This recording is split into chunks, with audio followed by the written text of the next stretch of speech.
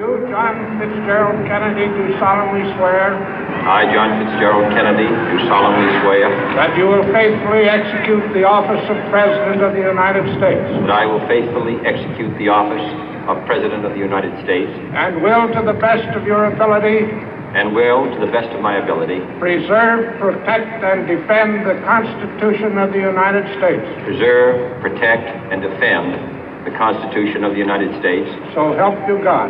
So help me God.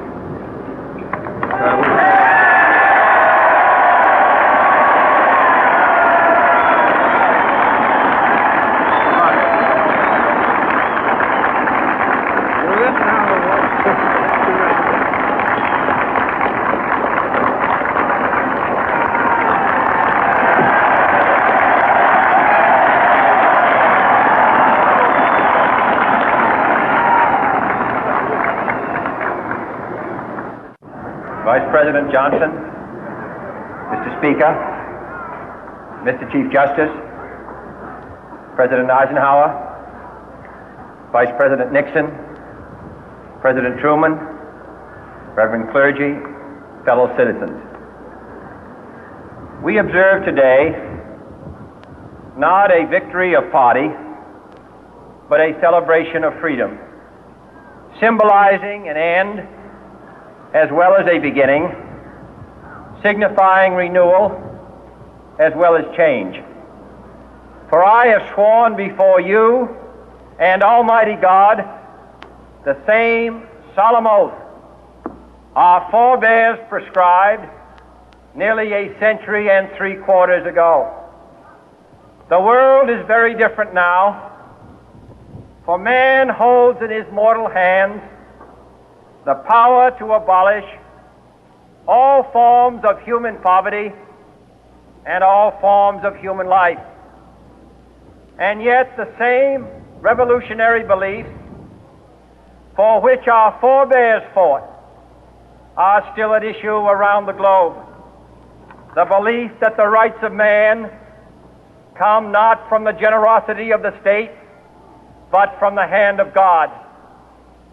We dare not forget today that we are the heirs of that first revolution. Let the word go forth from this time and place to friend and foe alike that the torch has been passed to a new generation of Americans born in this century, tempered by war, disciplined by a hard and bitter peace, proud of our ancient heritage, and unwilling to witness or permit the slow undoing of those human rights to which this nation has always been committed and to which we are committed today at home and around the world.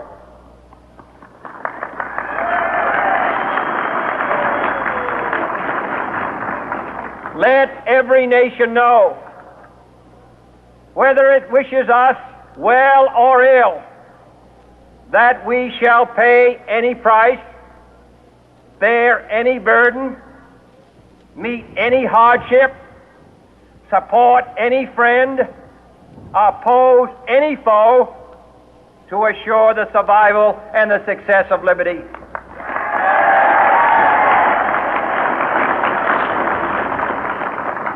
This much we pledge and more.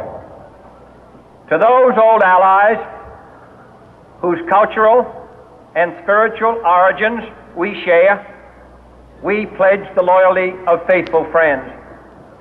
United, there is little we cannot do in a host of cooperative ventures. Divided, there is little we can do, for we dare not meet a powerful challenge at odds and split asunder. To those new states whom we welcome to the ranks of the free, we pledge our word that one form of colonial control shall not have passed away merely to be replaced by a far more iron tyranny. We shall not always expect to find them supporting our view, but we shall always hope to find them strongly supporting their own freedom, and to remember that in the past, those who foolishly sought power by riding the back of the tiger ended up inside.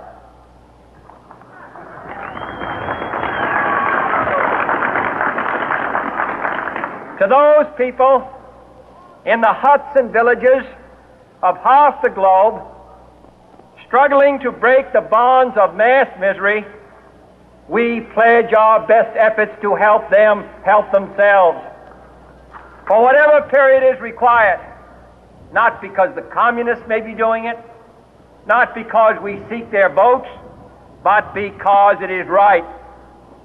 If a free society cannot help the many who are poor, it cannot save the few who are rich.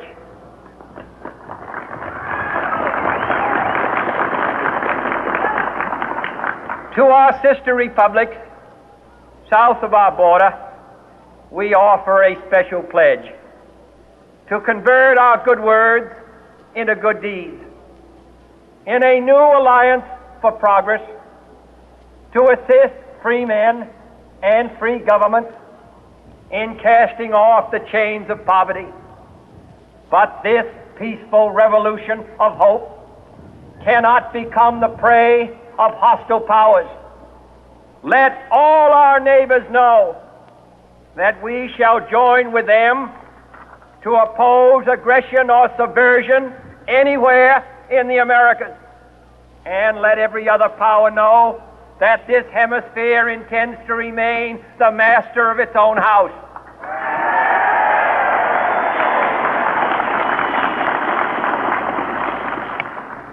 To that World Assembly of Sovereign States, the United Nations, our last best hope, in an age where the instruments of war have far outpaced the instruments of peace, we renew our pledge of support to prevent it from becoming merely a forum for invective, to strengthen its shield of the new and the weak, and to enlarge the area in which its writ may run.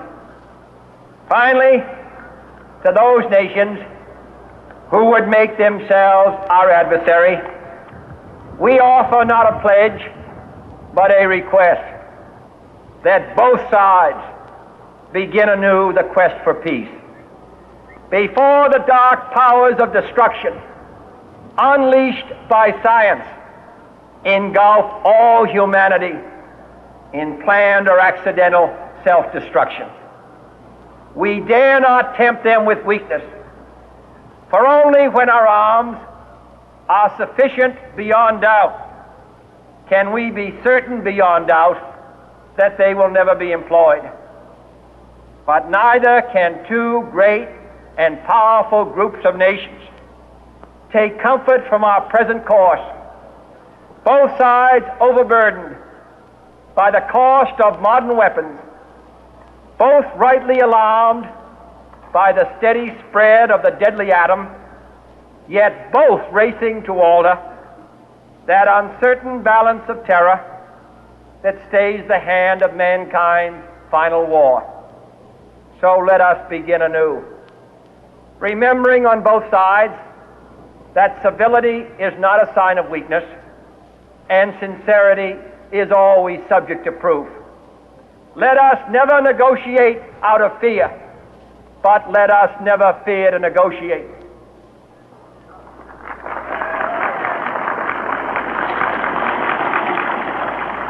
Let both sides explore what problems unite us, instead of belaboring those problems which divide us.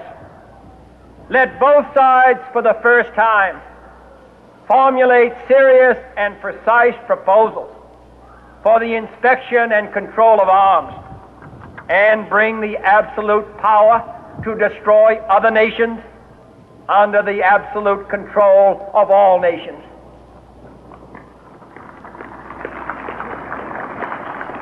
Let both sides seek to invoke the wonders of science instead of its terrors.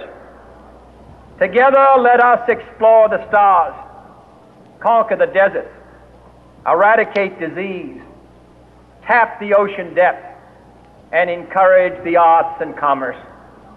Let both sides unite to heed in all corners of the earth the command of Isaiah to undo the heavy burden and let the oppressed go free. And if a beachhead of cooperation may push back the jungle of suspicion, let both sides join in creating a new endeavor, not a new balance of power, but a new world of law, where the strong are just and the weak secure and the peace preserved. All this will not be finished in the first 100 days, nor will it be finished in the first 1,000 days, nor in the life of this administration, nor even perhaps in our lifetime on this planet. But let us begin.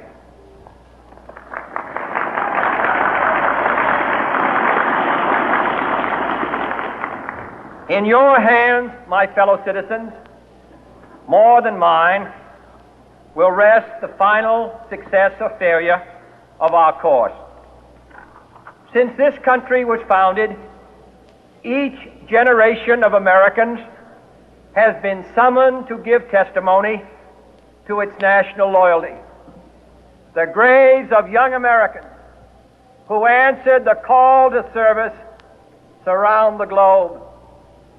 Now the trumpet summons us again, not as a call to bear arms, though arms we need, not as a call to battle, though in battle we are, but a call to bear the burden of a long twilight struggle, year in and year out, rejoicing in hope, patient in tribulation, a struggle against the common enemies of man, tyranny, poverty, disease, and war itself.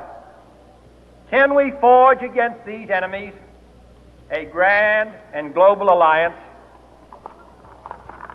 north and south, east and west, that can assure a more fruitful life for all mankind? Will you join in that historic effort?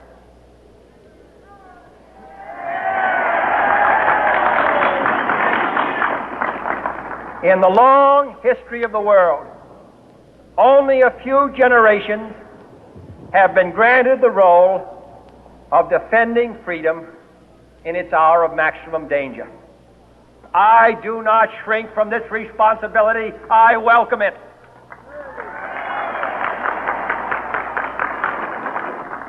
I do not believe that any of us would exchange places with any other people or any other generation. The energy, the faith, the devotion which we bring to this endeavor will light our country and all who serve it. And the glow from that fire can truly light the world. And so, my fellow Americans, ask not what your country can do for you. Ask what you can do for your country.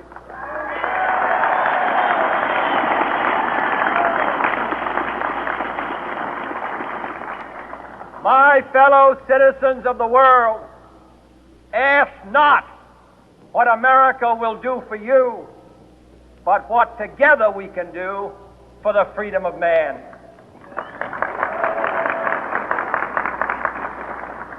Finally, whether you are citizens of America or citizens of the world, ask of us here the same high standards of strength and sacrifice which we ask of you.